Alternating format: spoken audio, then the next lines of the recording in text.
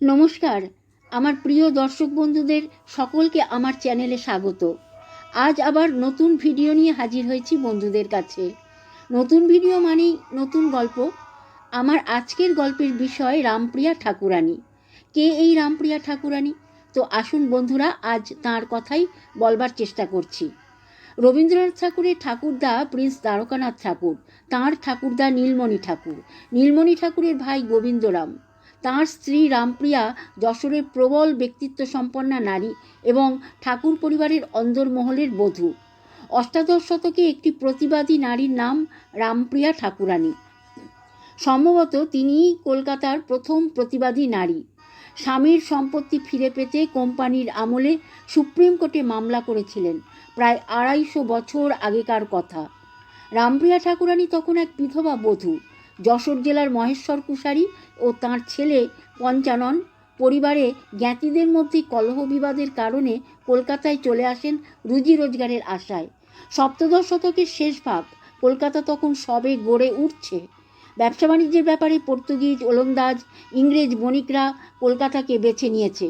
কাজেই এঁদের যাতায়াত ছিল কলকাতাকে ঘিরে। তার ওপর বড়বাজারের কাছে শেঠ বসাকদের সুতা বস্ত্রের হাট। এসব আকর্ষণে অনেকেই এসব জায়গায় রুজি রোজগারের সন্ধান করতেন। ঠিক এই কারণেই পঞ্চানন কলকাতা গ্রামের দক্ষিণে আদিগঙ্গার ধারে গোবিন্দপুর গ্রামে বসবাস শুরু করেন। তখন আদিগঙ্গায় আসতো বড় বড় ইউরোপীয় জাহাজ, নানা জিনিসপত্র নিয়ে এসে এখানে নোঙর ফেলত।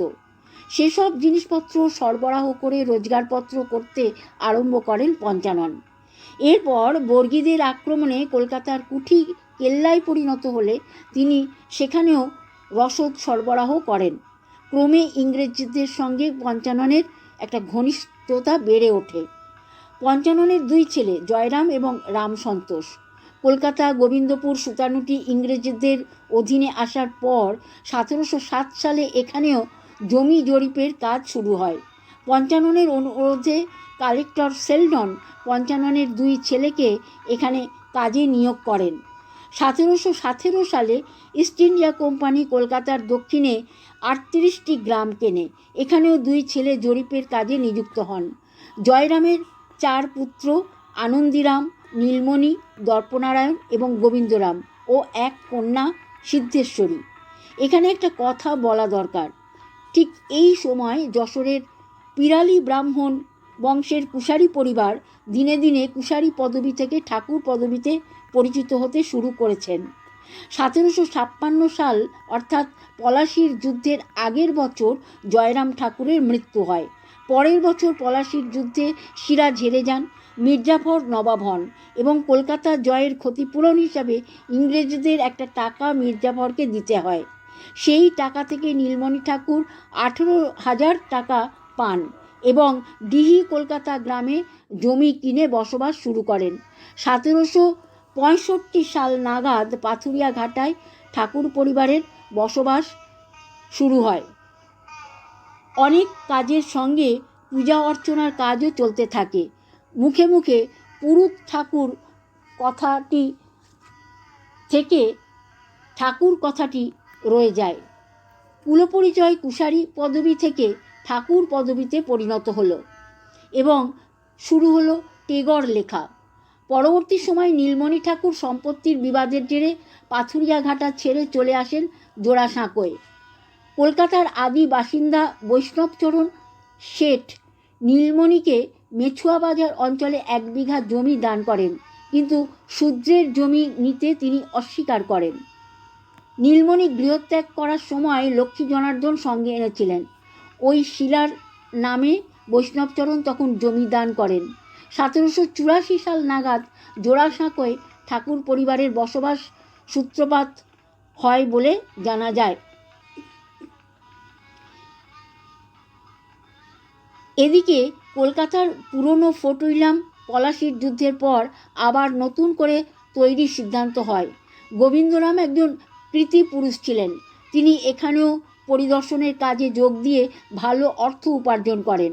1777 সালে 25শে মে তাঁর মৃত্যু হয় এবং তার মৃত্যুর পর সম্পত্তির মালিকানা পেতে তার স্ত্রী এবং তার ভাইপোদের মধ্যে সুপ্রিম কোর্টে মামলা শুরু হয় এবং ইস্ট ইন্ডিয়া কোম্পানির আদালতে 1 বছরের বেশি সময় ধরে মামলা চলেছিল।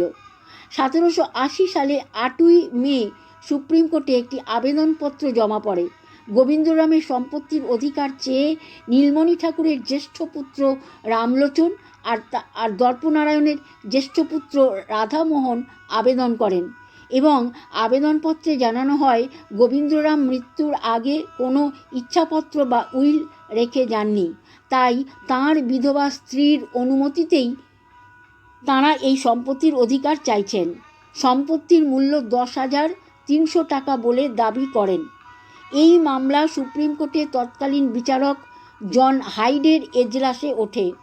2 জ্ঞাতি ভাই সম্পত্তির মালিকানাও পেয়ে যান। এইভাবে গোবিন্দরামের স্ত্রী রামপ্রিয়া ঠাকুরানীকে সম্পত্তি থেকে বঞ্চিত করার চেষ্টা হয়েছিল।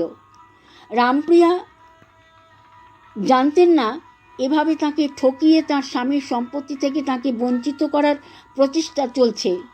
আগেই বলেছি, রামপ্রিয়া ছিলেন প্রবল ব্যক্তিত্ব সম্পন্না নারী।